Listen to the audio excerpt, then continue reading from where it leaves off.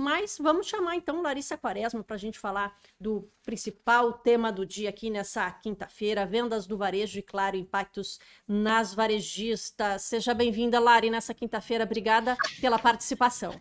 Eu que agradeço, um prazer estar aqui. Vamos lá então, Lari, esses números, né, das vendas do varejo parecem ter vindo positivos, né, mostrando certa recuperação nesse começo de ano. Em janeiro subiu 2,5%, em fevereiro já subiu mais 1%, e se a gente for falar, né, em comparação com o ano passado, melhor ainda esse resultado, passa dos 8%. O que você pode comentar um pouquinho, né, esses dados, o varejo vem surpreendendo nesse começo de ano? Conta um pouquinho mais pra gente. Com certeza, o varejo teve um primeiro bimestre aí do ano bem surpreendente. Foi a primeira vez desde meados de 2022, ou seja, há quase 2 anos, que a gente não tem 2 meses consecutivos de alta nas vendas do varejo. Então, isso mostra uma recuperação importante do setor, na nossa opinião aqui, né, capitaneada pelo aumento de propensão a gastar das famílias, né, porque a inflação está arrefecendo, os salários e o mercado de trabalho continuam, de certa forma, aquecidos, os salários continuam sendo reajustados para cima, a renda real das famílias deve continuar crescendo ao longo do ano, e a propensão a gastar, o que significa isso, né? As famílias poupando menos e gastando mais. A propensão a gastar, ela está melhorando. Quando a gente teve esse período aí dos últimos 2 anos, foi um período de desalavancagem das famílias, foi um período que as famílias precisaram poupar para pagar as dívidas, diminuir a inadimplência, enfim, quitar aí o que estava devendo para os bancos e para as instituições financeiras. Passado esse período, né, que a gente viu as famílias se desalavancarem um pouco, o índice de inadimplência está caindo da pessoa física, então as famílias voltam a gastar, né, a consumir, e isso se reflete nesse dado de varejo. Legal, Lari, vamos dizer, nessa tendência positiva, queria puxar mais alguns dados aqui, porque também, né, 6, né, além desse número todo, 6 das 8 atividades pesquisadas também tiveram taxas positivas, né, e vou destacar aqui eles, artigos farmacêuticos com uma alta de na verdade, quase 10%, né, 9,9%, outros artigos de uso pessoal quase 5%, livros, jornais, móveis e eletrodomésticos mais de 1%, e também a informática, comunicação, tecidos, vestuário e calçado, também esses segmentos mais no positivo. De segmentos assim, né, a gente pode dizer, então, você comentou aí há quase 2 anos a gente não via 2 meses positivos para o varejo. Essa tendência positiva mostra que, de repente, aí o pior para o varejo já passou e agora a tendência segue aí de recuperação?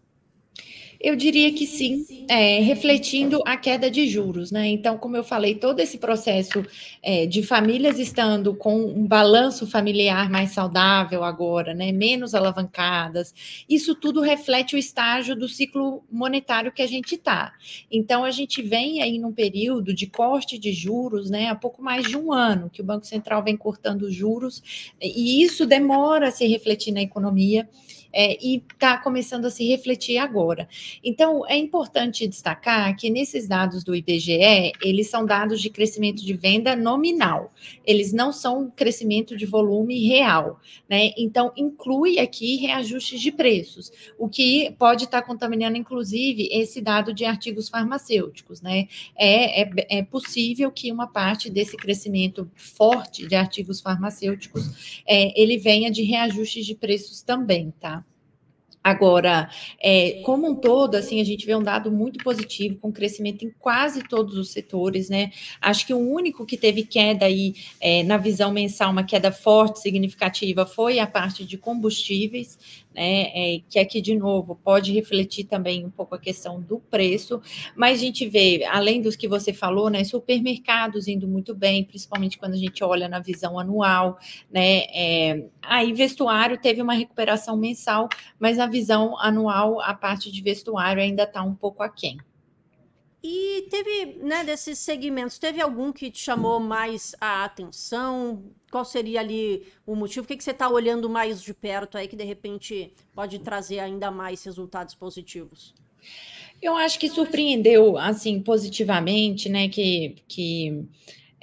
eu nem esperava tanto, foi a parte de imóveis e eletrodomésticos, né? Que eu acho que, de novo, eu acho que pode ter uma questão de preço aqui, tá? Do preço estar mais alto de imóveis e eletrodomésticos, mas eu acho que para mim foi uma surpresa positiva, e eu acho que quando a gente olha para o mercado como um todo, né, a surpresa veio principalmente de artigos farmacêuticos. O que a gente acaba acompanhando aqui é das empresas que a gente tem na nossa carteira, então a gente tem empresas do setor de supermercados, a gente tem empresas do setor de varejo de moda, a gente não tem nada de... Eu não sei porque que ele fica aparecendo esse joinha na tela, não sei se aparece para vocês, mas toda vez que eu faço assim, aparece, né? Eu não sei o que bom, enfim, então a gente acaba olhando mais, né? A parte de vestuário, na comparação anual, ainda está um pouco fraca, e aqui eu acho que pode ter bastante a ver com tanto volume quanto preço, mas a gente teve uma recuperação mensal, né? Como eu falei. Então, eu acho que o varejo está em bom estado, eu acho que isso significa uma recuperação importante, não só para as varejistas que tiveram 2023 muito difícil, né? Mas também para toda a cadeia que está envolvida no processamento de pagamento de varejo. Então, assim, quando a gente olha até para as próprias adquirentes, né? Por exemplo, a Stone, que é uma empresa que a gente tem recomendação de compra aqui, que lida justamente com pequenas e médias empresas, né? Todo esse volume de pagamento maior passa, né, pelas adquirentes, tende a melhorar o TPV, o volume de pagamentos processado dessas companhias das maquininhas. Então, é uma recuperação cíclica, ao que tudo indica, a economia doméstica aqui está forte, né? Eu acho que esse dado tende a levar a revisões altistas para o PIB desse ano, que a gente esperava que fosse mais forte na parte de serviços e de bens de capital, mas pelo visto o varejo pode acabar ajudando também, né? Então, eu acho que é uma boa notícia para as nossas empresas, apesar do mercado acionário, apesar da Bolsa não estar refletindo isso. E já passando, né? Você acabou de falar aí que a bolsa não tá refletindo isso, né? A gente olhando aqui, tá meio agora tá misto, né? Uns no positivo, outros aqui no negativo, mas que nem você bem comentou, né? A gente tem um cenário mais positivo aqui no Brasil, as vendas do varejo subindo. O IPCA mostrou ali um número bastante baixo, vindo abaixo do esperado, mas não tem como não comentar, né? Lá fora, Estados Unidos, a inflação está pressionando, está preocupando, o CPI fez com que os mercados, né, absorvessem esse número mais forte.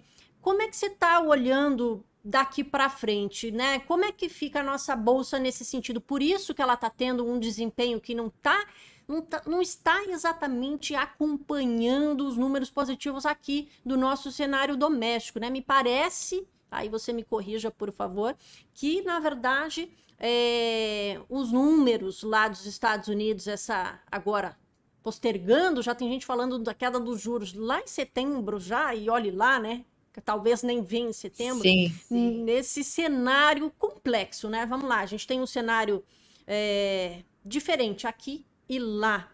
O que deve acabar pesando mais, tendo em vista também que mas daqui a pouquinho a gente fala disso, que também tem temporada de resultados também já chegando novamente, né? Sim, é muito bem observado, Paula. Assim, 55% do volume negociado diariamente na nossa B3, aqui eu estou falando de ações à vista, ele é capital estrangeiro. E o resto, aí você soma pessoa física, você soma instituições financeiras e você soma investidor institucional, o resto dá os 45. Então, o capital estrangeiro, ele faz muito preço, né? Agora, e eu acho que é por isso que a gente está vendo a nossa bolsa performar tão mal esse ano, né? Principalmente o índice das small caps, que apesar do nome, ele representa mid caps, né? Do nosso setor doméstico aqui. né? Então, qual é a minha opinião? A gente está, para o comprador de ações, num cenário muito bom. Por quê? Esses dados brasileiros, eles me mostram um fundamento econômico muito saudável aqui no país, né? O que prepara um terreno muito interessante para as empresas voltarem a crescer lucro, para as empresas voltarem a crescer suas vendas, mas com um preço ainda muito depreciado.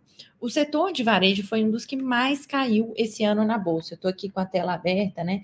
Em média, o setor cai 7% esse ano, contra 5% do Ibovespa, contra 6% de queda, isso, né, do índice Ibovespa Small Cap. Então, está num valuation muito depreciado, na minha opinião, pode ter muito a ver com essa retirada do capital estrangeiro, né? Então, para quem compra, é um momento muito bom, né? É um momento de recuperação, um momento que as empresas voltam a crescer, mas que, ao mesmo tempo, o valuation está muito depreciado. Agora, passando um pouquinho para. Já quero me adiantar aqui, porque temporada de resultados, comentei aqui, tá para começar. Como é que você está olhando para essa temporada? Os números das vendas no varejo vieram positivos e, né, na verdade, esse balanço deve demonstrar, né, essa recuperação.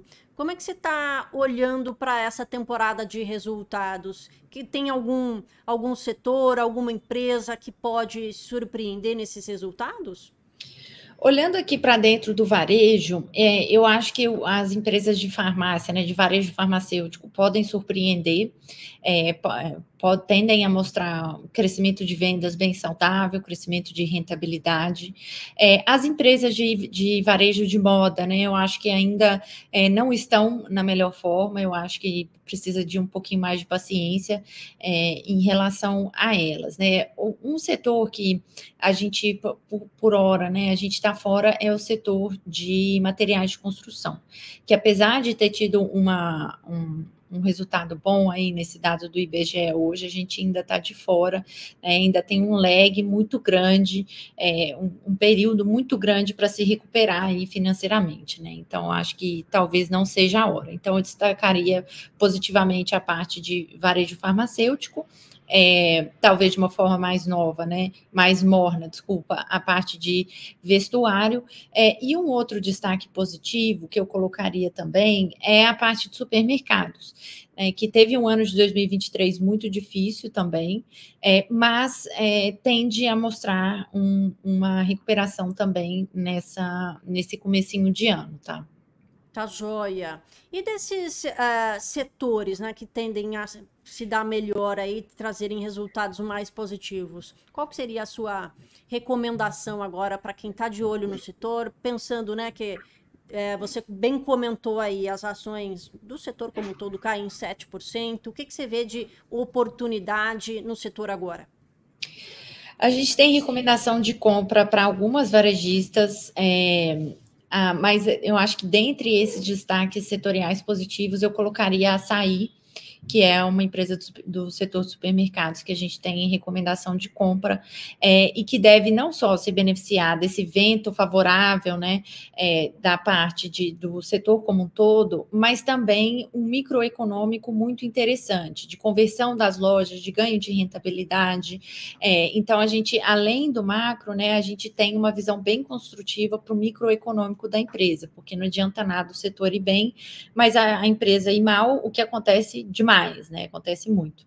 Então, a gente tem recomendação de compra para açaí dentre esses setores. Joia, ficou a recomendação de açaí, mas muito importante, né, Lara? Apesar desses números virem mais positivos, é importante a gente olhar ali com um olho mais analítico e saber, na verdade, ter aqui a sua análise para saber escolher, porque nem tudo, né, apesar dos números bons, nem tudo pode ser positivo, né? Exatamente, exatamente. Perfeito, Lari. Obrigada pela participação. Te vejo em Eu breve, que hein? Excelente agradeço. trabalho. Até Igual. mais.